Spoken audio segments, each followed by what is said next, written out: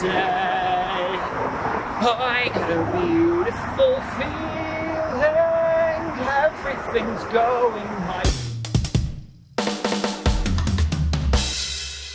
I have two different lists of movies that I haven't but know that I should see.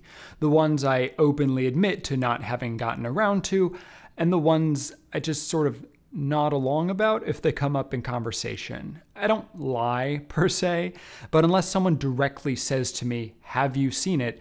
I won't volunteer that I haven't.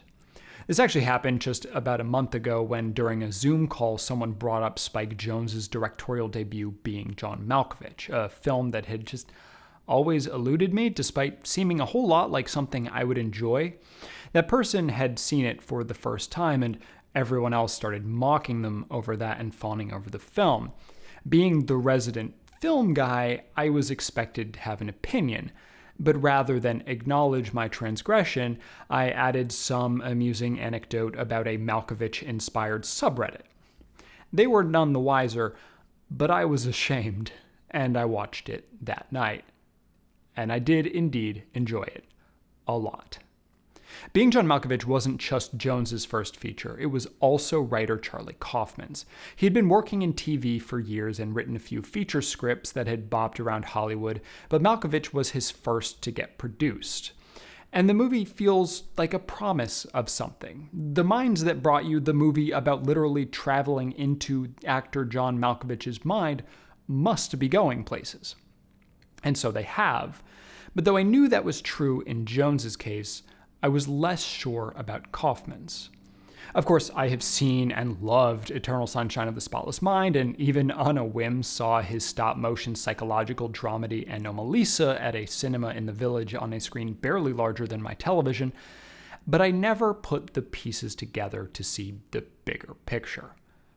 Until now, which you know if you follow me on Letterboxd. In fact, you may have figured out as far back as Friday what I was going to be talking about here today, even before I'd seen it. And certainly by Saturday, looking at the diary, Adaptation, Confessions of a Dangerous Mind, Human Nature, Synecdoche, New York, one after the other, because I had heard that Kaufman's third directorial effort was coming to Netflix, and it had a name that felt very of the moment.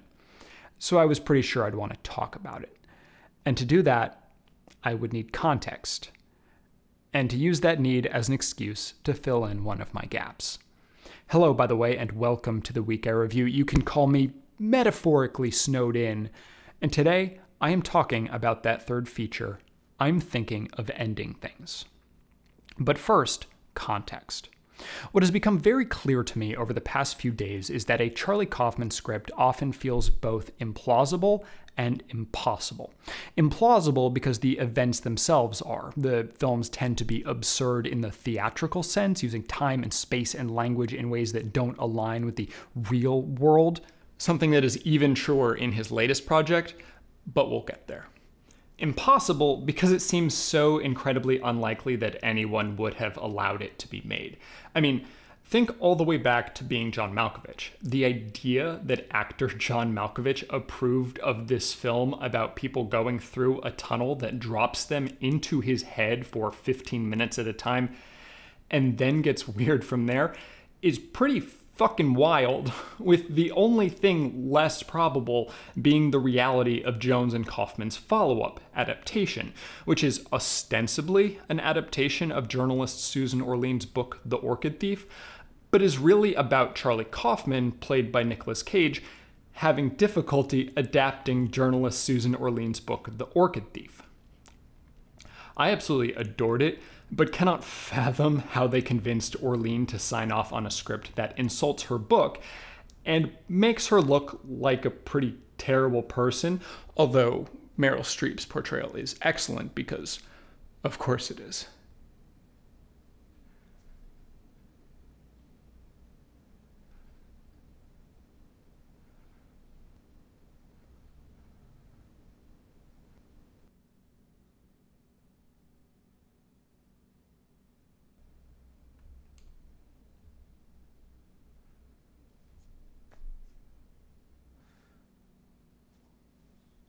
Around the same time, two more directors made their debuts with Kaufman scripts, Michel Gondry with Human Nature, and George Clooney with Confessions of a Dangerous Mind.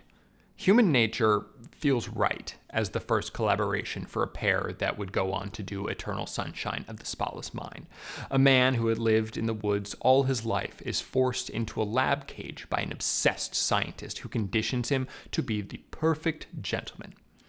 It is appropriately absurd, featuring in the first few minutes Patricia Arquette clothed only in ape-like body hair singing a song to squirrels, and using as its framing device the fact that Arquette has killed this scientist, and we will see the act and the events that led to it being described by Arquette to the police, by the former ape man to Congress, and by the dead man himself to an empty white room.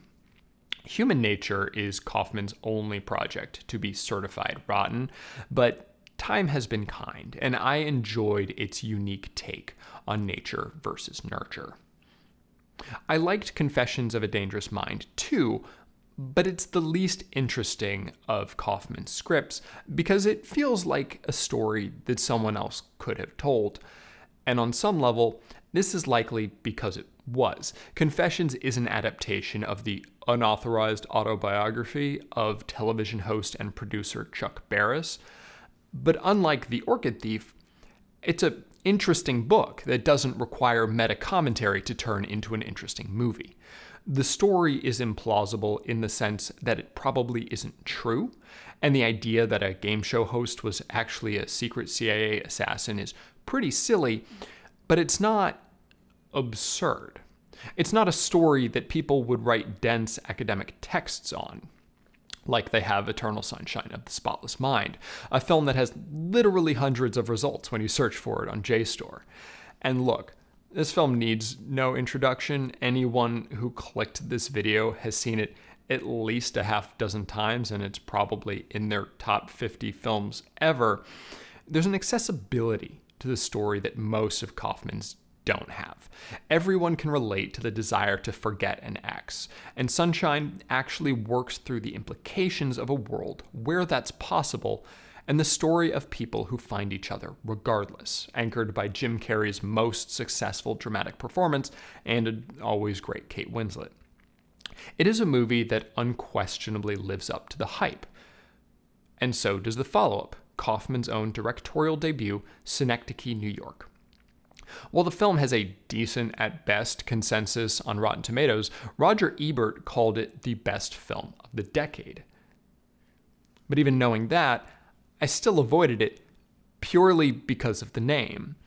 It's a hair too pretentious, something you can only really appreciate if you have an MFA in literature, and my BA in liberal arts just wasn't enough. Yet here I am, a changed man, slightly furious for not having seen it sooner, but also quite sure that my younger self wouldn't have appreciated it nearly as much. Let's be real, I fucking loved it. I cannot overstate just how good it is, and also how exactly my kind of movie it is, in the same way that Assassination Nation is, despite the fact that those two could hardly be more different. If I were to review it, I would have to give it a 10. And I may at some point, but I would need to see it one or several more times before I could commit to something like that. Anomalisa is also excellent. Charlie Kaufman teamed up with Duke Johnson to tell a story in stop motion in certainly the most unique way I've ever seen.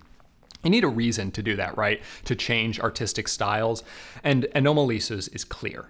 Protagonist Michael Stone perceives everyone to be the same face, same voice, until he meets a woman who isn't.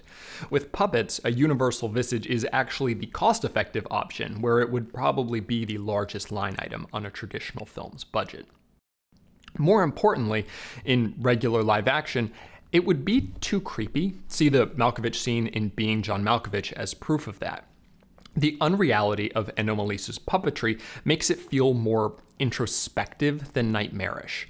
And there's no attempt to hide the facade of it all. The joints and seams between the pieces aren't hidden during production or in post. So you're always aware that these are carefully constructed figurines. Which brings us, finally, to the subject of this review.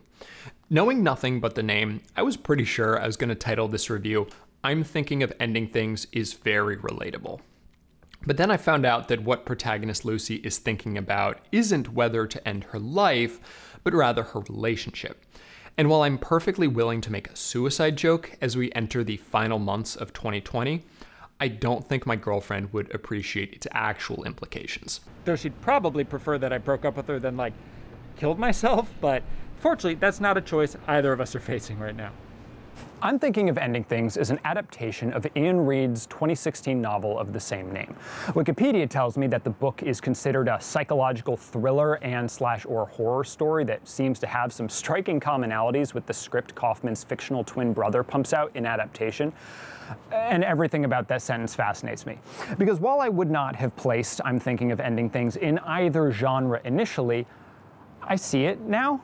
And I know that he took some serious creative liberties with the source material, but I can see it all over Kaufman's directorial efforts, actually. I mentioned the unsettling imagery of Anomalisa's world, where everyone has the same face, which would be horror in any other context. But going further back, Synecdoche, New York was developed after Sony Pictures asked Kaufman for a horror script. And it really is a sort of existential horror as a man faced with death becomes obsessed with a project that is intended to capture life on an impossible scale. And because of its wacky imagery and expanded cast, you never really consider the horror of Philip Seymour Hoffman's existential crisis.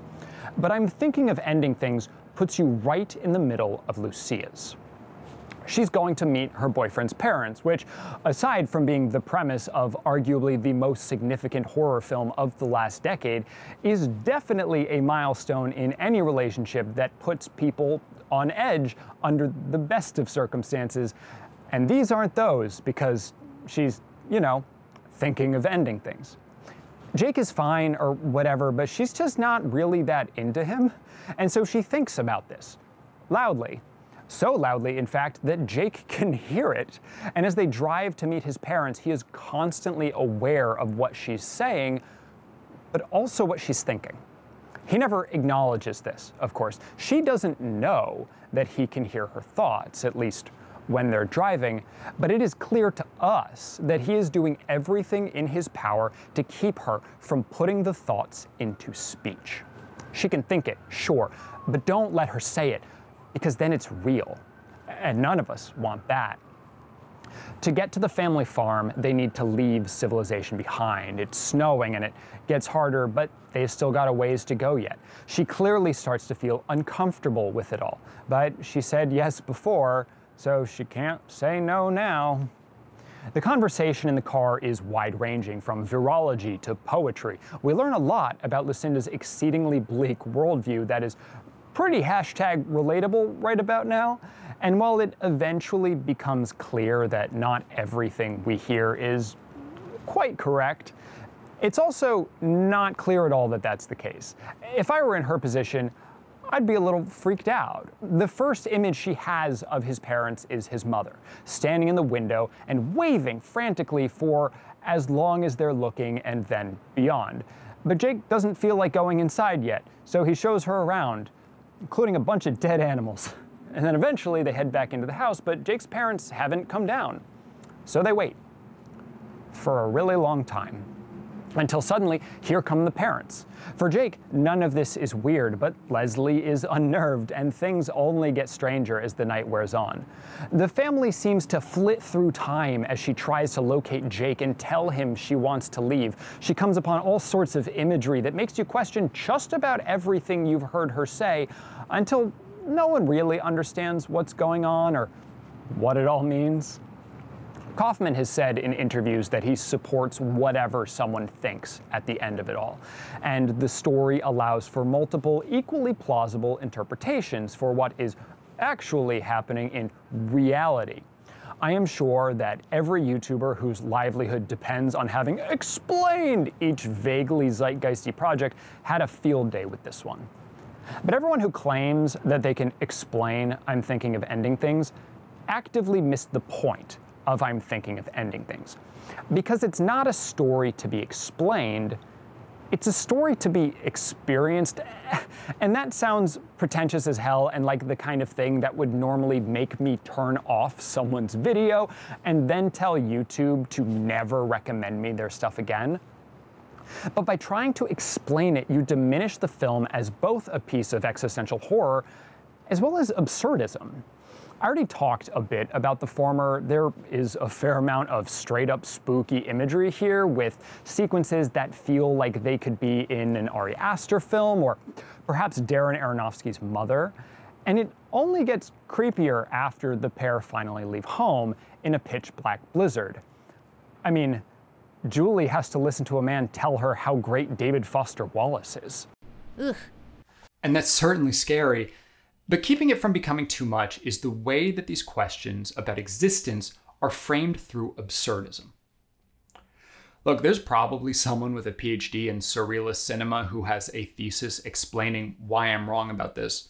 But it seems to me that there is a fundamental difference between what Charlie Kaufman does and what David Lynch does. And though surrealism is a theoretical framework more than a checklist of narrative or aesthetic traits, it's still the case that I'm Thinking of Ending Things has a lot more in common with the work of Eugene Ionesco than that of Luis Buñuel.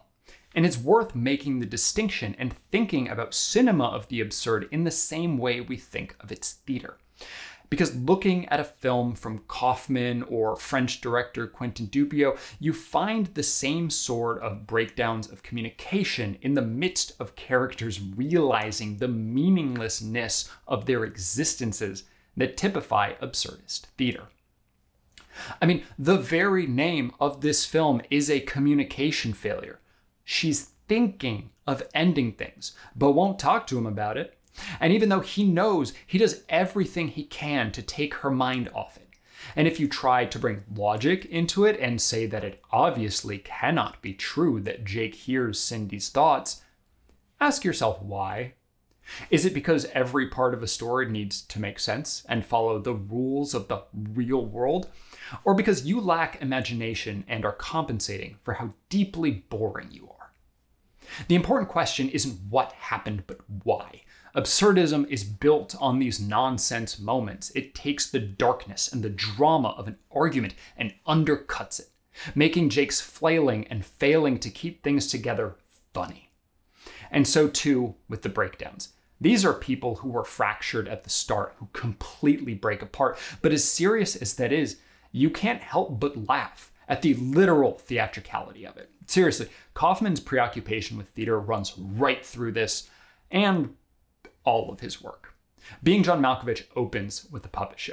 Synecdoche, New York follows a theater director attempting to make the most immersive theatrical experience of all time. In here, Oklahoma the Musical plays a weirdly key role in understanding Jake's psychology. Theater is everywhere. But it's not just that. This is a movie of poetry and painting and an extended discussion about the John Cassavetes drama, A Woman Under the Influence. It is interested in so much about the world and the ways that people relate to each other and the art forms they use to do it. And for Kaufman, cinema is clearly the form that he has chosen as his method for communicating with all of us. And he does so in a way that is deep and interesting and captivating, and I love it. Also, he wrote a book, came out a couple months ago. I'll read it at some point. 8.5 out of 10. Thank you so much for watching. Thank you particularly to my patrons, my mom, Hammer and Marco, Kat Saracata, Benjamin Schiff, Anthony Cole, @Blasian FMA, Magnolia Denton, Elliot Fowler, and Greg Lucina.